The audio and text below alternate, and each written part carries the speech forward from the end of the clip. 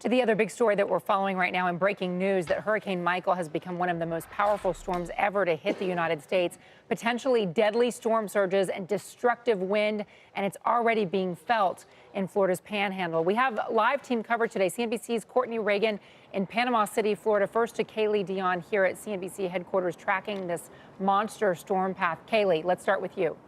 Well, it has just exploded in the Gulf of Mexico, and now the pressure's down to 919 millibars. We'll talk about what that means, but I want to start with looking at the radar. You can see the outer eye wall, the northern edge of it, now starting to come on shore just to the south and east of Panama City Beach here. And it's going to be some of the most destructive winds that you're going to see now moving forward within the next really half hour to an hour. We've seen wind gusts 130 miles per hour with sustained winds at 100 miles per hour or more in some of those locations. So I want to talk about the pressure, because the lower the pressure goes, that means that that hurricane is still intensifying. So if we look here, it is now the third strongest hurricane ever to hit the continental United States. You can see it's above Andrew, it's above Katrina in 2005 as well. And the lower that pressure is, the higher the wind speeds. And you can see just by looking at this live camera here that the rain is sideways. You can see there's already power lines that are starting to come down there.